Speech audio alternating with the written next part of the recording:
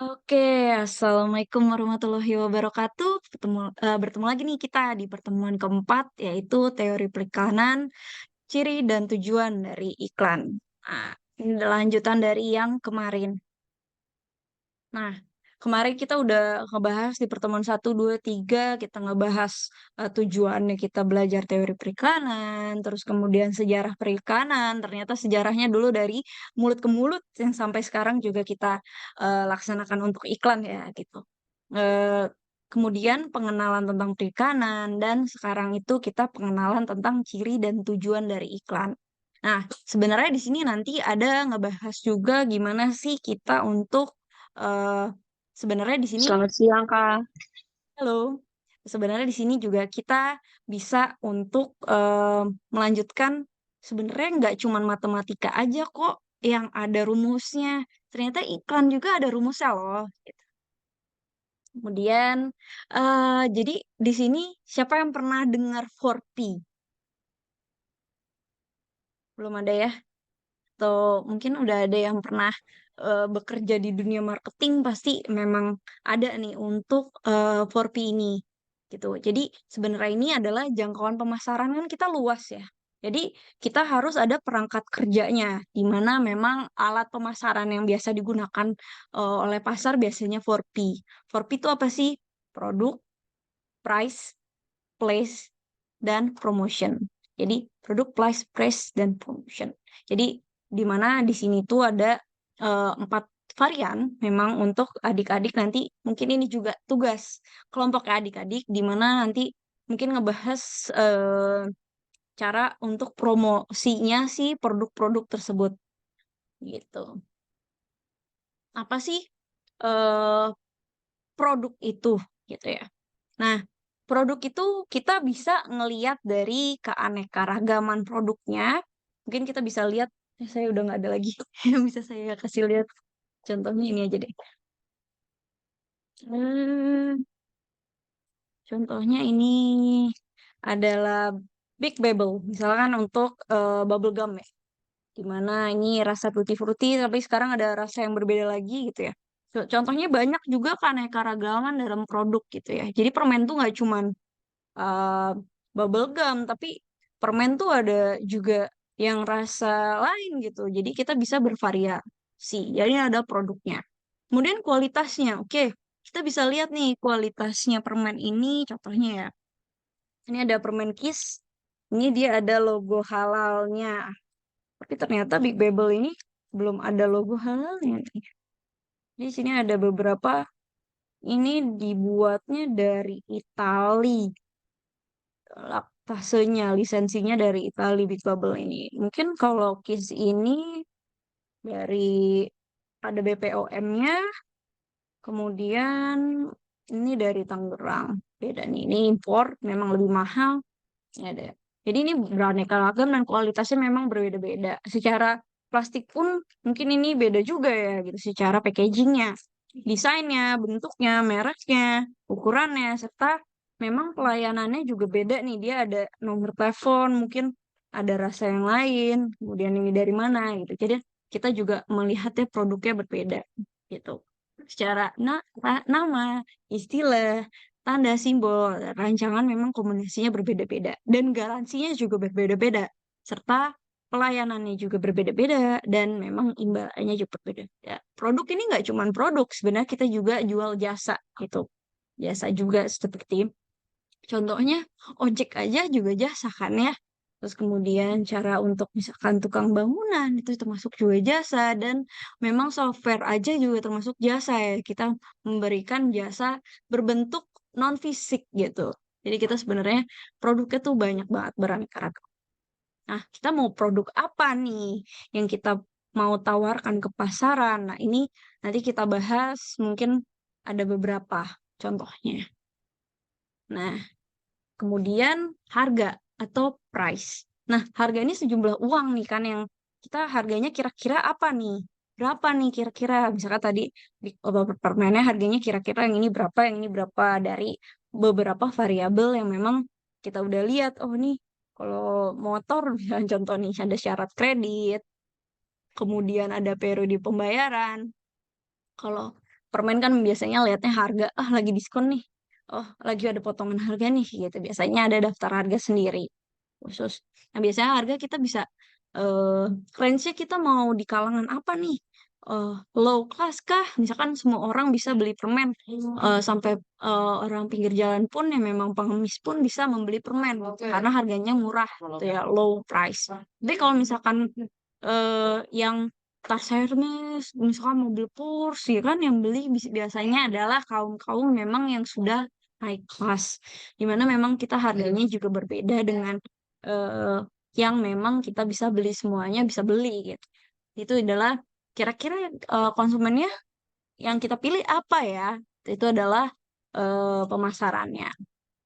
Kemudian distribusi atau place atau tempatnya, ini termasuk kegiatan-kegiatan perusahaan untuk pelanggan sasaran lah. Jadi place includes company activities that make product available to the customer.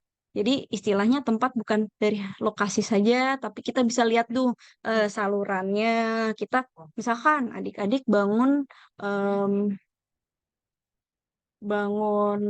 apa ya, istilahnya pabrik, tapi pabriknya jauh nih, misalkan kita cakupannya target pasarnya di Jakarta, kemudian bangun pabriknya di Ambon, kan nggak mungkin gitu. Tapi kalau kita target pasarnya Ambon, Kalimantan dan Sulawesi misalkan, jadi itu masih range-nya masih eh, cukup lah gitu, misalkan dengan harga yang memang bisa gitu. Kemudian promotion.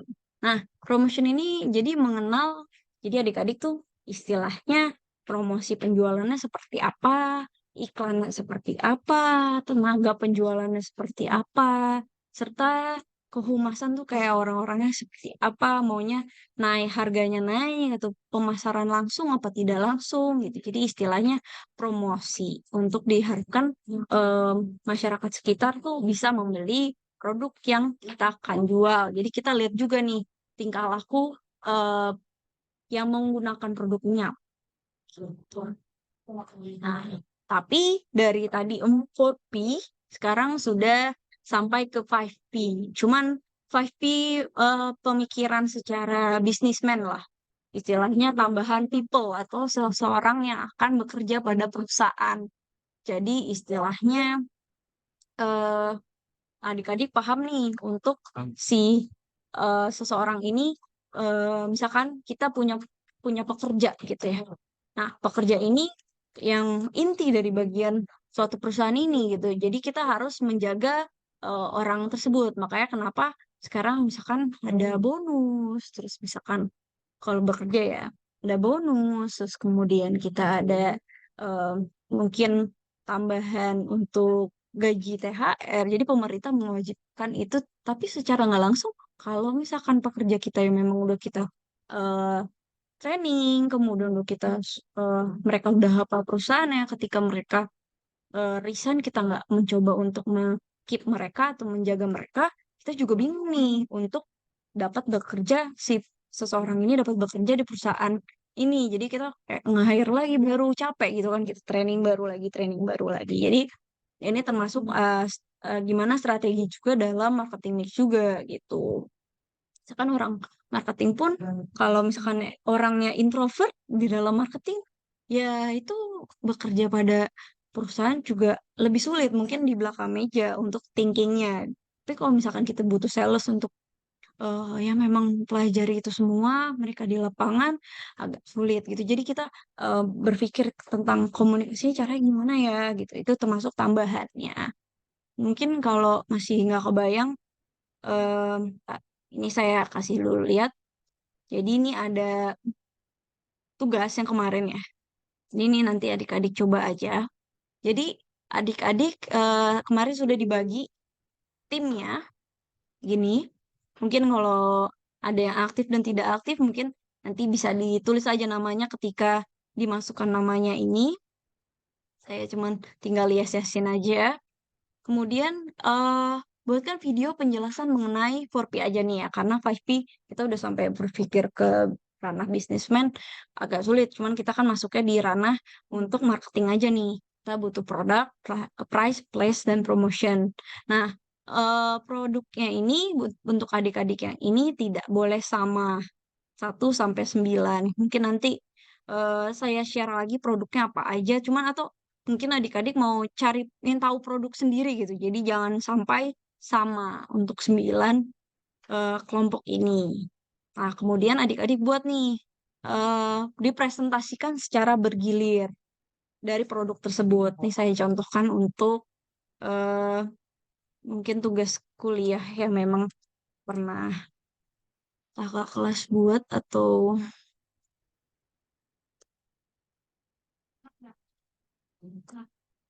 bentar, saya coba carikan.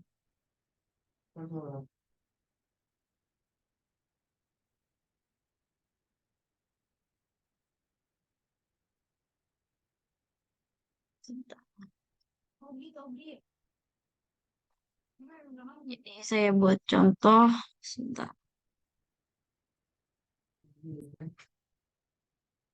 Nah,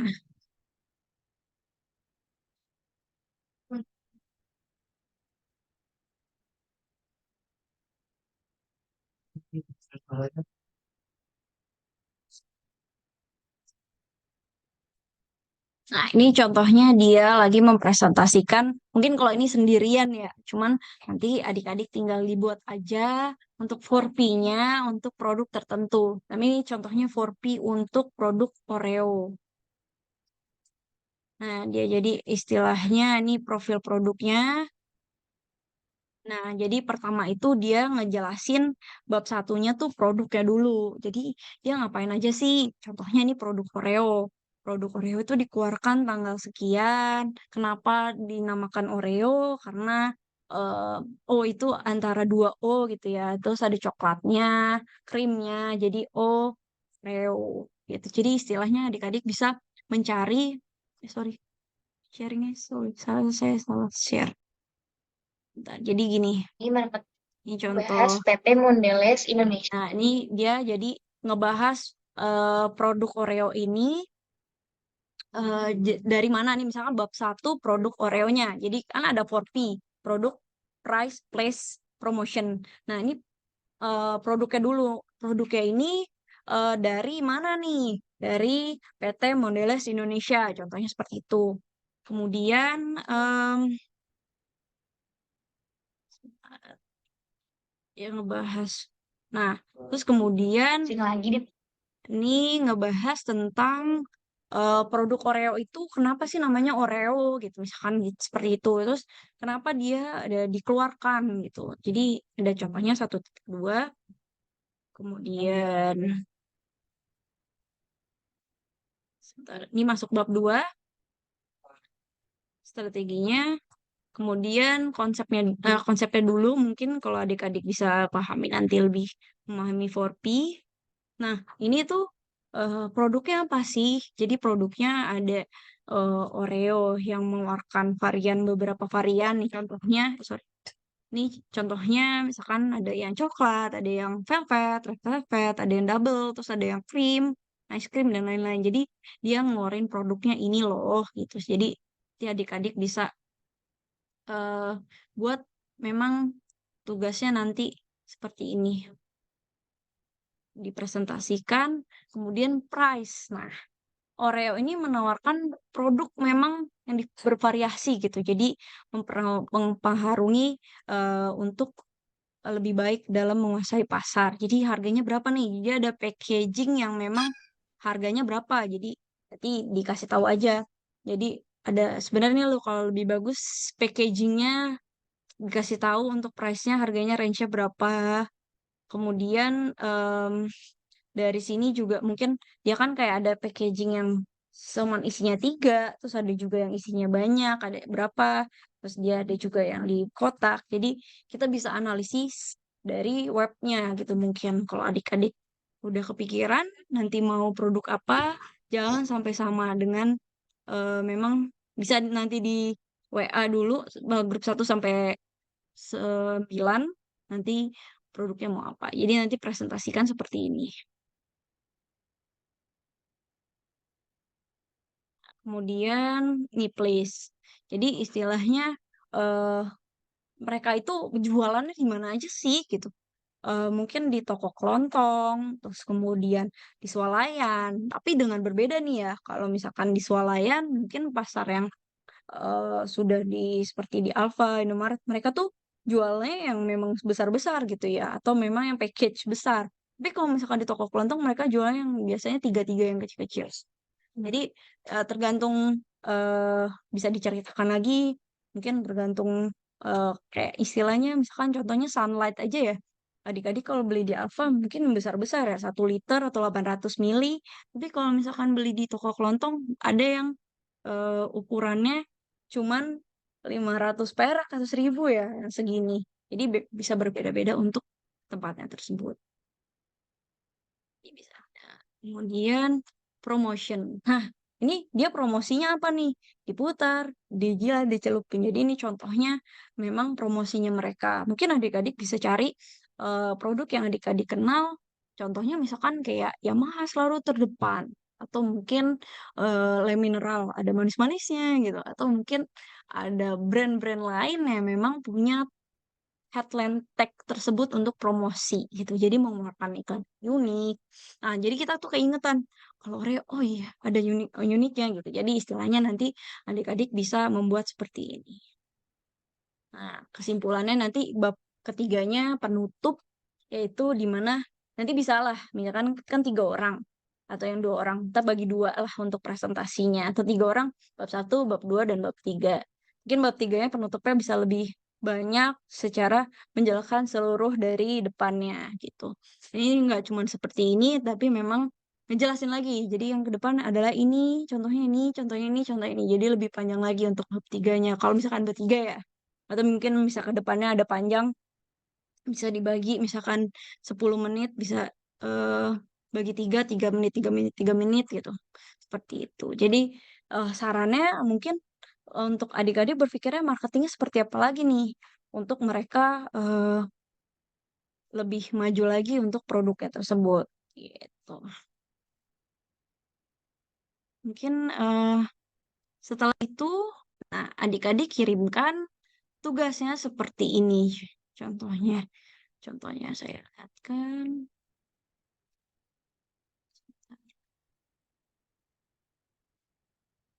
Nah, contohnya, sorry. Hmm, contohnya bisa saya bentar. Oke. Contohnya seperti ini aja kumpulkannya. Saya nggak banyak. Mana ya? Di- Oke.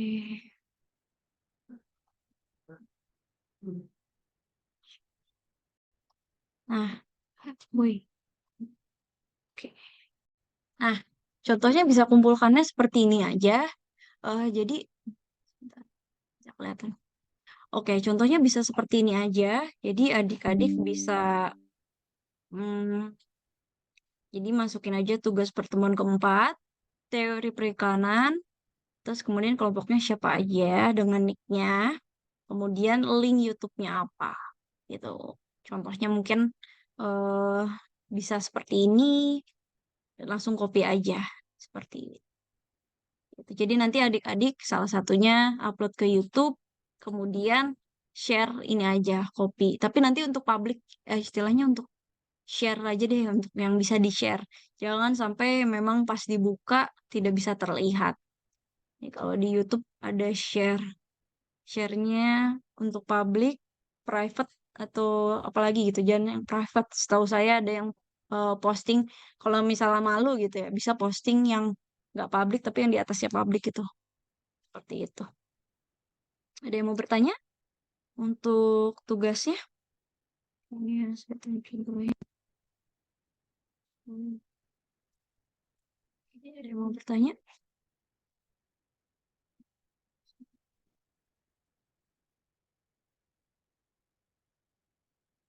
Ada yang mau bertanya? Sebentar, saya mau,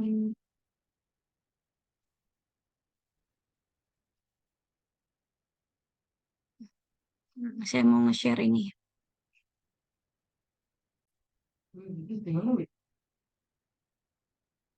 A marketing mix is an analytical model used by businesses to attract customers. It is made up of 4 elements, which are referred to as Ps, simply because they all start with the letter P. These are product, price, place, and promotion. It's important to be aware that the most effective businesses constantly adapt their marketing mix to the changes which happen within their environment. In this video, we will look at each P individually and apply the marketing mix to McDonald's to see how they effectively use the 4 Ps to attract customers. So, starting with the first P, which is product. The product element of the marketing mix is focused on the products or services that a business sells. Products are classified as tangible items as they come in a physical form and can be touched by the consumer. For example, smartphones, clothing, and trainers are all classed as tangible products, whereas services are classed as intangible as they cannot be touched by the consumer. Examples of services include beauty treatments, car valeting, and pet sitting. When developing a product to sell to the public, it's crucially important that the business conducts market research to identify the wants and needs of the consumers within its target market. Following this, where possible, a business should seek to differentiate its products and services to stand out from the competition and increase the chances of customers shopping with them. This is where the USP comes into play, as the business aims to make the product or service different to what is already available elsewhere in the market. Traditionally, McDonald's offered fast food which was perceived by the public as predominantly unhealthy but tasty, with the core product.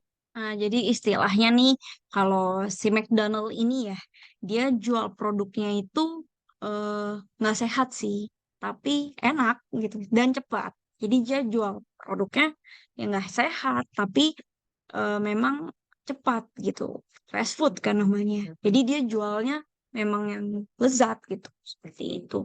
Jadi istilahnya bisa nanti nonton sendiri, saya share.